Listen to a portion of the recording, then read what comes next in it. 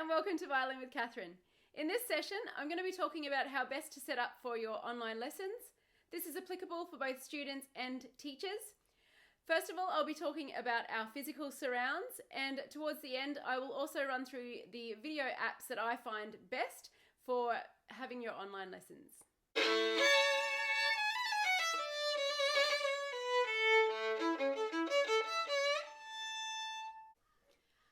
First and foremost, in terms of visuals, is where you have your camera placed. So ideally, we want the camera at eye level so that you can actually see the person. Quite often, students will have the camera too high or too low, or placed precariously on a table, or actually I don't know where they've got it placed, but it doesn't actually sit on the right angle. Quite often I can tell that a student is using an iPad with something like this type of cover or case.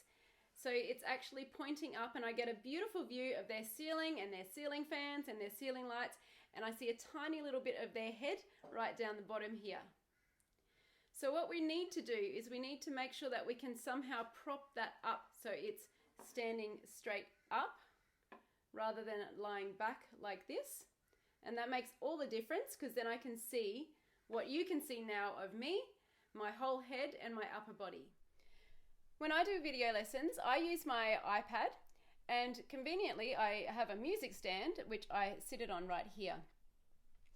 What I like to do then is I can lift it, raise my music stand up or lower it down, depending if I want to sit or stand for the student. So typically I'll be sitting. I have a stool here that I sit on. So this is my setup with my stool to sit on and my music stand, and you can see the piano is really handy, as is my violin, with a safe place to leave my violin. With my music stand up all the way, I can stand back and give the student a view of my whole playing with all of my arm and my bow, and I can turn around to the different angles easily. I can easily come in close as well to show them up close what I'm doing with the left hand or even with the right hand here. And this is the seated position down on my stool. I can easily access the piano to help with tuning, and I can easily pop my violin away and pick it back up as I need it. Something you can get, if you're using a phone, you can easily pick up one of these tripod phone holders. So you just pop your phone in there, and that will actually allow you to easily stand your phone up in the correct angle, so we don't want it, remember, facing too high up to the ceiling or too low.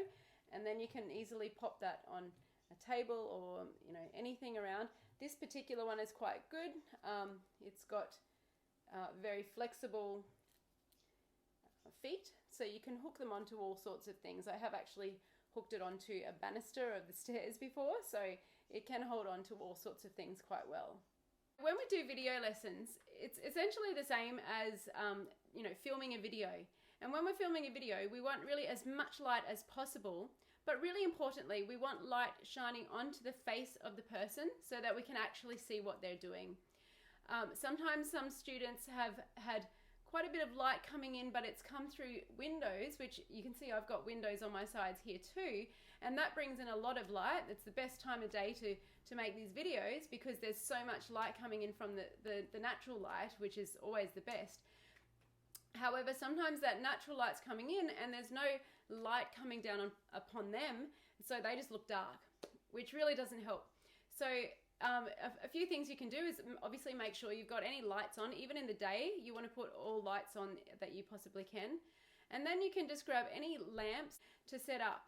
So I actually do have a ring light that I've purchased online as well, which I'll show you. Interestingly, I'm actually not using it right now, so I think the lighting is really, really fantastic in here today. But as I'm teaching and it goes darker into the evenings, it is really handy that is just sitting there, and it keeps me consistently lit up so students can see me nicely. So this is the ring light here that I've purchased, and as you can see, I've just got it right next to my music stand with my iPad where I do my teaching. Now you'll also notice that I've actually got it on a chair. So I do this because although it does stretch up, I actually like it to come even higher. When I bring my music stand to the full height, I can also bring the light up to match the same height, It really doesn't matter what you use. Just make sure that you've got something to shine nicely onto your face so that you stay really nicely lit up and it's clear for the person on the other side to see, be it your teacher or your student. Now, this is a really important point. It's very important that we have a quiet space where we can have our lessons. So obviously this applies to both teachers and students, but I find this is more applicable to students, especially those who are just starting out with their online lessons. They're not sure really how to conduct the matter in their home. From a teacher's perspective, it is something I need to still be aware of. So we have quite a small house here. So my teaching area, my teaching studio actually does extend into the living area, and I do sometimes need to remind my family just to be a little bit quieter. For students, however, sometimes I find students online can be set up in a living area where there are younger siblings sort of around, family is walking around, and it can be quite distracting mostly for them. For me, I can, obviously hold my attention span, but for young kids, they can get easily distracted by other siblings and family members walking through. Sometimes they can be a little bit self-conscious of doing what I'm asking them to do in front of their family.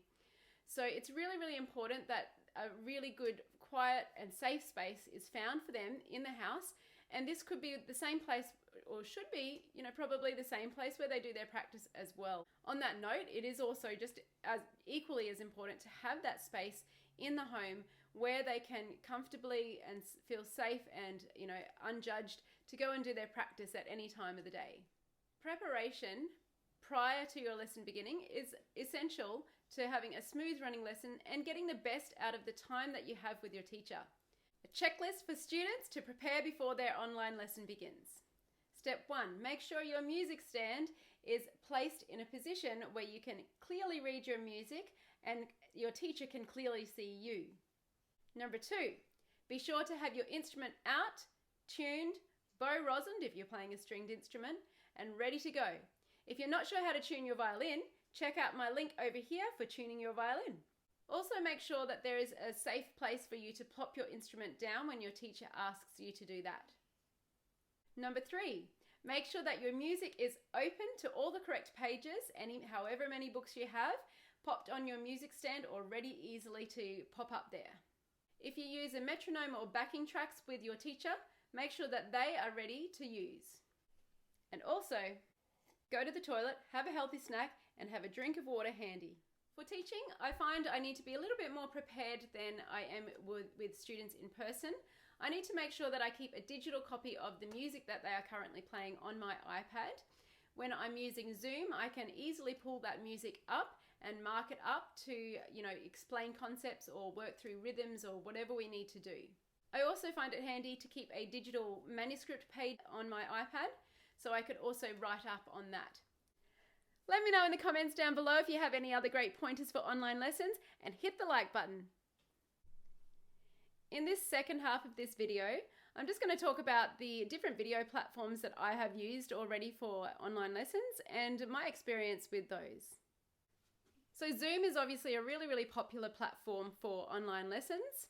There are a couple of reasons why I do like to use Zoom, and that is for the whiteboard function, also the ability to share screens. So I make sure that I keep a digital copy of my students' current music on my iPad, and if I need to, I can pull that up as a photo on Zoom and mark it up with my Apple Pencil, which works really, really well. I have an iPad Pro, obviously. And also because you can record Zoom lessons, which can be quite handy. However, for video quality, I find FaceTime to be really probably the best. Actually, it's probably about equal with Skype that I use with a few people as well. The other app that I do have some success with is Messenger. What I often find I do with video lessons is if I'm not using Zoom, and sometimes even when I have used Zoom, because even though it does have a recording function, it's not always the best quality when I actually look back at that later. So because I'm using my iPad, I have my phone available. So I often just sit my phone in front of my iPad so it's right near the camera. So I'm still talking to the student. They actually can't even tell. I do tell them that I am filming it, but they sort of forget that.